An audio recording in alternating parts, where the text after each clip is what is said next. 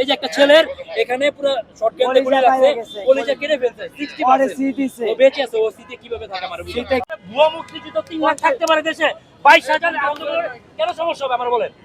3 লাখ ভুয়া মুক্তিযুদ্ধ চলে দিয়েছে। এটা তো করতেছে, কি করতেছে? সময় দেব না। এখন পর্যন্ত কোনো আমরা সরকাররা যারা আওয়ামী লীগের আমলে এই যে আপনারা আমাদের দেখে মনে হচ্ছে আমরা সুস্থ, এটা আমাদের ভিতরে কি অবস্থা আপনি কি জানেন?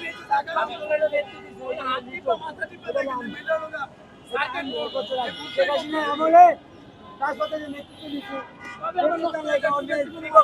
তো আমার সমানে যাইব না। এই যে দেখেন আমাদের অবস্থা, আমাদের ভিতরের অবস্থা, গান শট পায়ে লাগছে গুলি।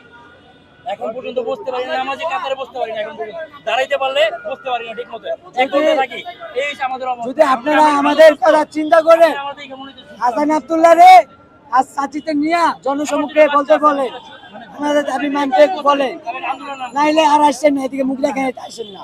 আপনাদের লজ্জা হওয়া উচিত। আসেন কি মুখ নিয়ে ফাইজলামি করেন, সমন্বয় বিয়া করে, নতুন দল করে, আবার কি করে সমন্বয় উপদেষ্টা হয়। আপনি জানেন না, দেখেন না, ওদের লাই বাংলাদেশ। আমরা কি বাসে আইলাম? ইভেন উপদেষ্টা নাহিদ, উপদেষ্টা নাহিদ এবং আসিফ ওরা অফিসিয়াল ভাবে একটা নিউজ প্রকাশ করছিল ফেসবুকে, হয়তো বা কিছুক্ষণ রাখছে পোস্টটা, তারপরে একটু পরে ডিলিট করে দিয়েছে। ঠিক আছে, ক্যাটাগরি ছিল এ আর বি, তারপর ওনারা আবার সি করছে। কেন করছে? মানে একটা দালালির একটা লেভেল থাকে। ঠিক আছে, তাদের কারণে তাদের কমিটমেন্ট এত বাজে কেন? তাদের কমিটমেন্টই নেই, কোনো কথাই কমিটমেন্ট নেই। তারা এখন বলে এক কথা, একটু পরে বলে আরেক কথা। তারা আমাদের নিয়ে একটা পুরো একটা হাহাকার অবস্থা করে তারা নিজেরাই এখন ঠিক নাই। কেন এটাই কেন? ক্যাটাগরি এ যেটা গুরুতর আহত না। আমি আপনাকে বলি শুনেন, আপনার একটা চোখ হারাইছে, একটা হাত হারাইছে, আর আপনার দুইটা চোখ হারাইছে, দুইটা হাত হারাইছে, আপনি কি এই দুজনকে আলাদা করতে পারবেন? আপনার দুইজন তো সমান। একটা চোখ হারাইছে দেখিস, আপনি এক চোখ এক হাত হারাইছে বি, দুই চোখ দুই হাত হারাইছে এ। এর মানে কি? এর মানে কি? সবচেয়ে বড় বৈষম্য।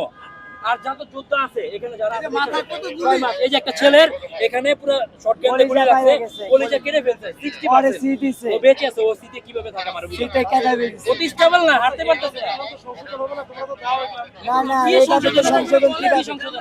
সংশোধন হলে তো এখনই হবে, এখনই হয়ে যাবে, রাজপথে হয়ে যাবে। আমরা দেখতেছি অন্যায় আর সবিখানে রাজপথে করতে অন্যায়ের প্রতিবাদ করি যখন, কিভাবে তখন এই সমন্বয় উপদেষ্টারা আমাদের লীগের ত্যাগ দেয় এবং বৈষম্য বিরোধী ছাত্ররা, নাগরিক কমিটিরা আমাদের বিভিন্ন ভাবে হুমকি দেয় যেন আমরা রাজপথে না থাকি।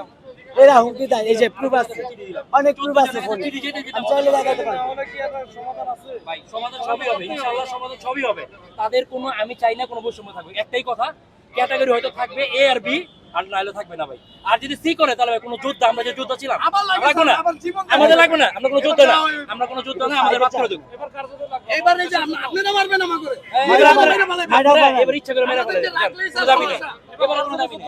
এবার যুদ্ধ কর্ম শহীদ ভাই সাথে না, স্যারে কিন্তু মানবিক পুলিশ, ওনার সামনে হাত ঝুলাইবা না মানা করছে, কিন্তু উনি মানবিক পুলিশ।